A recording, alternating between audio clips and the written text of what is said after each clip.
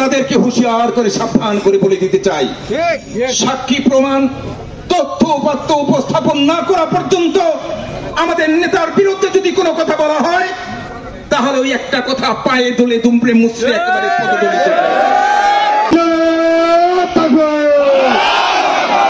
আউযু বিল্লাহি সামিল আলিম মিনাশ শাইতানির রাজিম। বিসমিল্লাহির রহমানির রহিম।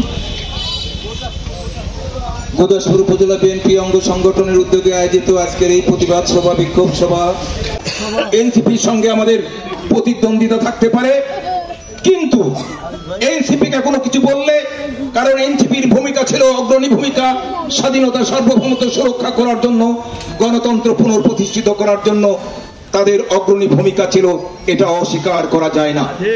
আমরা এই আন্দোলনে যতগুলো দল, সমমান দলগুলো যারা আন্দোলন করেছি, আমরা নির্বাচনে গেলে প্রতিদ্বন্দ্বিতা ভাবতে পারি, প্রতিপক্ষ ভাবতে পারি, কিন্তু আন্দোলনের ক্ষেত্রে কিন্তু আমরা এক কাতারে আছি। আওয়ামী লীগের বিরুদ্ধে আমাদের আন্দোলন আপনারা মনে করেছেন থেমে গেছে, আওয়ামী লীগের আন্দোলন, আওয়ামী লীগের বিরুদ্ধে আন্দোলন কিন্তু আমাদের থেমে যায়নি। আওয়ামী লীগকে বাংলাদেশের জমিন থেকে সারা জীবনের জন্য উৎখাত না করা পর্যন্ত আমরা রাজপথ দখল করে নিয়েছি, রাজপথ থেকে আমরা বাড়ি ফিরে যাব না।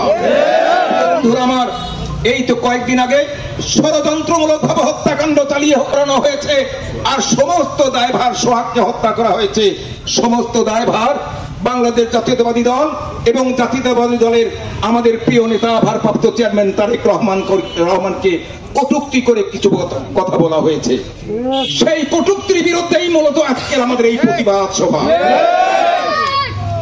যারা আমাদের নেতাকে নিয়ে কটূক্তি করতে চায় তাদেরকে হুঁশিয়ার করে সাবধান করে বলে দিতে চাই, সাক্ষী প্রমাণ তথ্য উপাত্ত উপস্থাপন না করা পর্যন্ত আমাদের নেতার বিরুদ্ধে যদি কোনো কথা বলা হয় তাহলে ওই একটা কথা পায়ে দোলে দুমড়ে মুচড়ে একেবারে পদদলিত করে।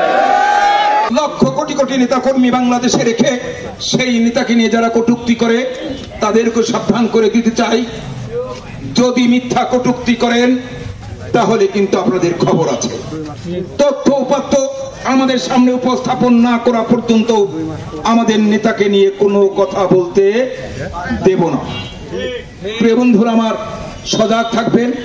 আন্দোলন থেকে আমরা সরে যাইনি, 17 বছর আন্দোলন করেছি, 17 বছরের এই আন্দোলন ধারাবাহিকভাবে থাকবে যতক্ষণ না পর্যন্ত ত্রয়োদশ জাতীয় সংসদ নির্বাচন অনুষ্ঠিত না হবে, যতক্ষণ না পর্যন্ত বাংলাদেশের 18 কোটি মানুষকে গণতান্ত্রিক সরকার আমরা উপহার না দিতে পারবো, ততক্ষণ পর্যন্ত আমাদের আন্দোলন চলবে চলবে।